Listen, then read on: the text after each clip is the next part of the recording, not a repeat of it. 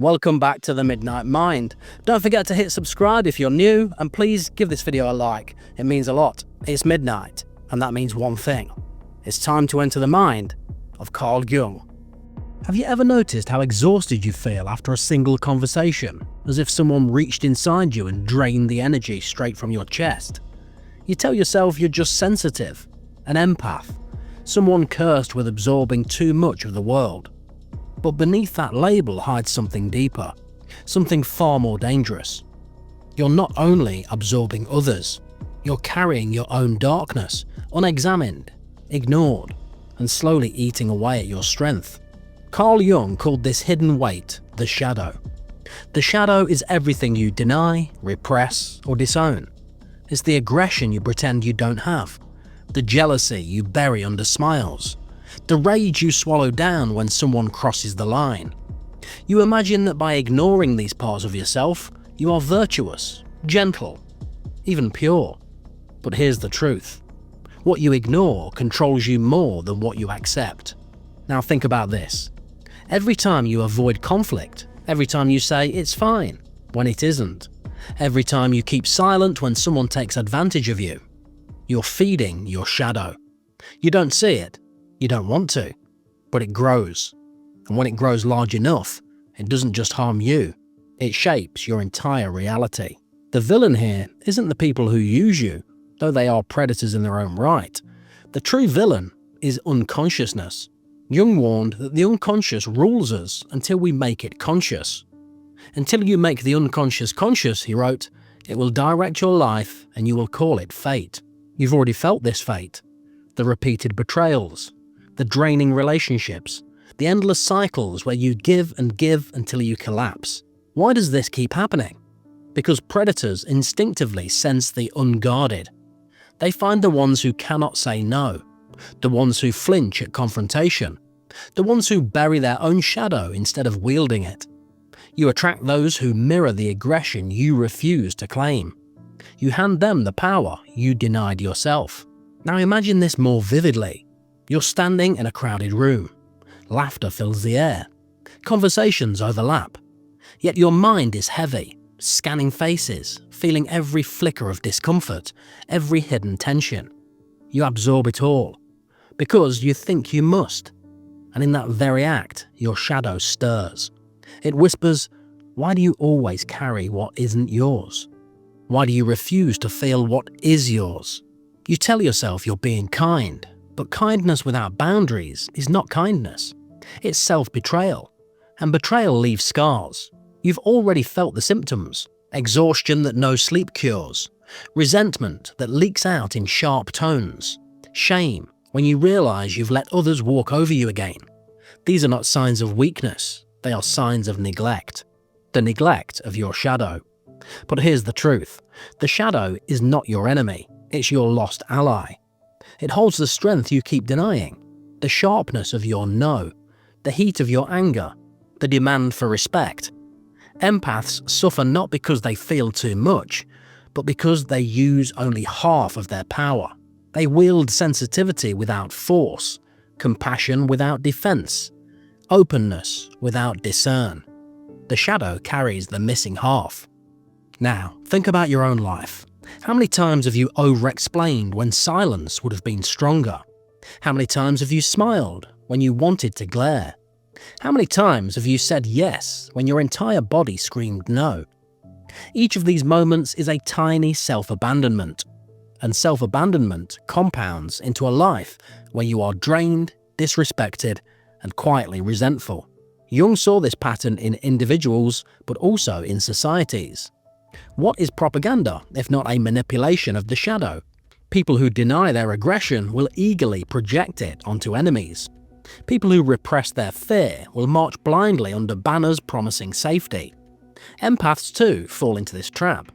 You repress your own anger, so you attract others who embody it for you. You fear being selfish, so you become food for the selfish. The shadow always demands expression. If you will not own it, it will own you. If you don't face it, it will appear in the world around you as the people who use you, the voices that silence you, the patterns that trap you. This is not coincidence. It's your psyche trying to get your attention. But here's the truth. The shadow is not just a collection of ugly impulses. It's also the gold you left behind. Jung often said, "The gold is in the dark." Inside your shadow lies your untapped willpower, your unapologetic voice, your authority, your sovereignty. The very traits you admire in others but feel you shouldn't embody yourself. They wait in the shadow. Now imagine a different picture. The same crowded room, the same voices, the same subtle currents of tension. But this time, you are not a sponge. You are a mirror. You feel what others radiate, but you also feel your own presence, your shadow integrated, your strength unhidden. When someone attempts to push, they meet resistance. When someone disrespects, they meet silence like stone. When you no longer bleed energy into the room, you command it. This transformation begins with one act: turning to face the shadow you've ignored. It's not about indulging every dark impulse, nor about becoming cruel. It's about recognition, about seeing clearly what you are capable of. Jung warned that the person who denies their shadow becomes possessed by it. The one who integrates it, however, becomes whole. And isn't that what you secretly long for? To feel whole. To stop living half a life, half visible, half voiced, half defended. To stop being a vessel for other people's needs and finally stand in your own presence. Now think about this. If you continue ignoring your shadow, what will your next decade look like? More fatigue, more draining relationships, more unspoken anger eating you from inside. But if you face it, if you integrate it, you will no longer live as prey. You will live as someone who feels deeply yet stands firmly. Sensitive, but unbreakable. The shadow is waiting. The question is, will you continue running or will you turn and claim what is yours? When you walk into a room, you don't just notice what's said. You notice the silence between words. You feel the tension when someone hides irritation, the flicker of insecurity behind their smile. This sensitivity is your gift, but the same gift turns against you when you lack boundaries.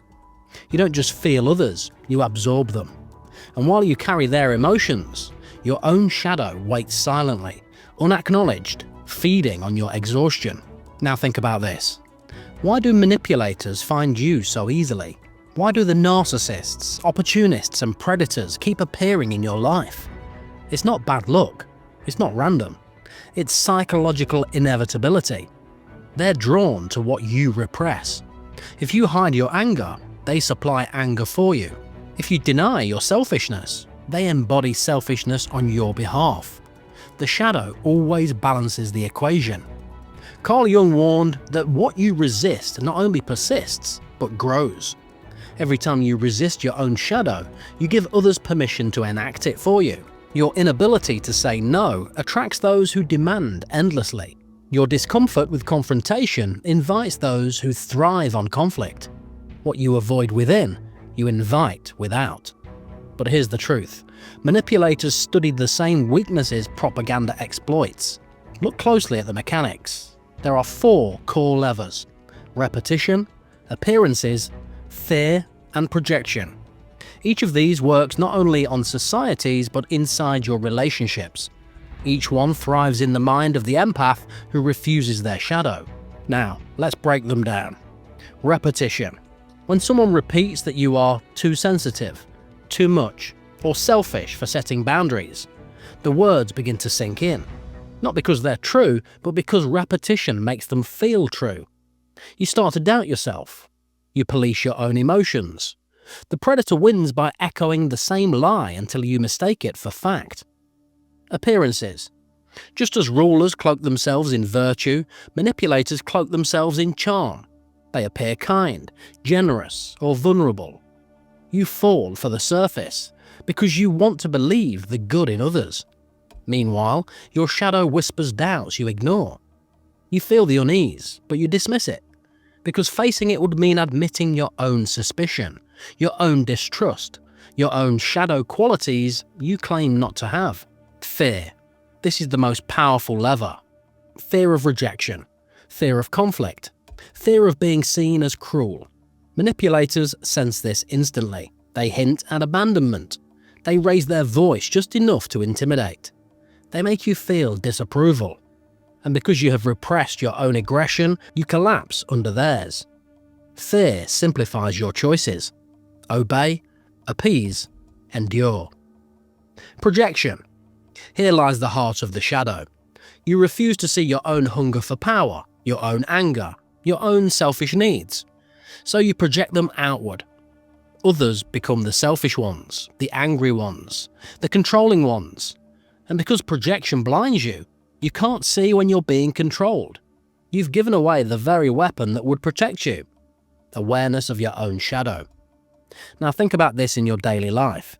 How many times have you over-explained to someone who never deserved an explanation? How many times have you softened your tone, not because you were wrong, but because you feared being disliked? How many times have you tolerated disrespect in silence, convincing yourself it wasn't worth the fight? Each of these is the shadow at work.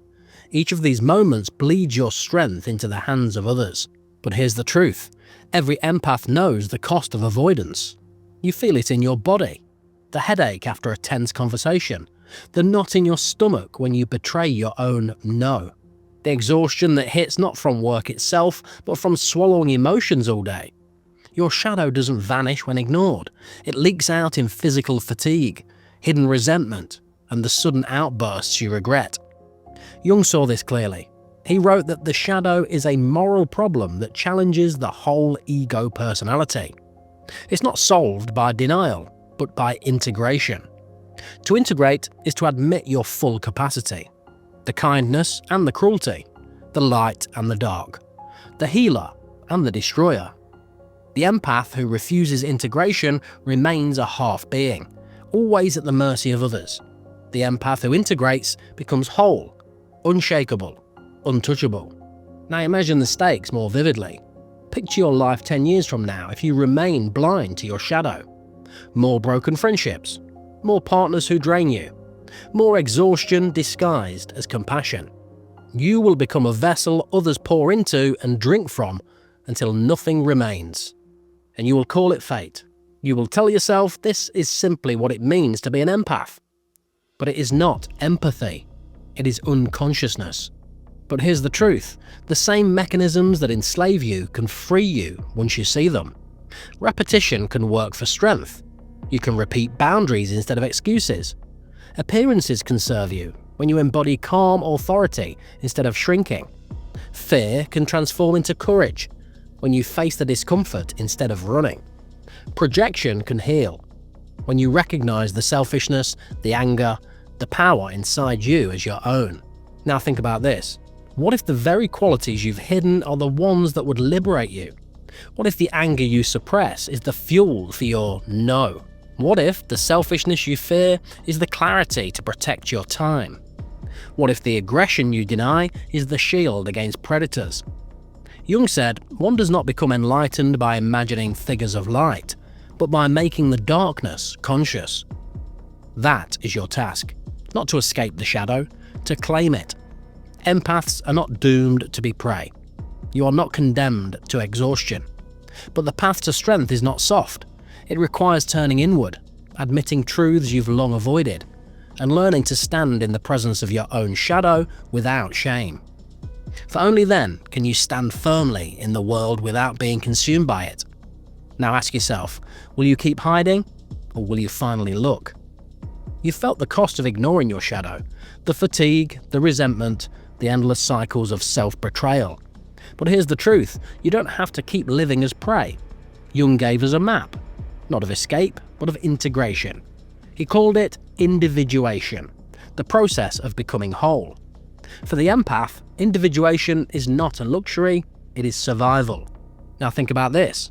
Imagine yourself standing in front of a mirror. Behind you in the glass is the figure you always avoid, your shadow.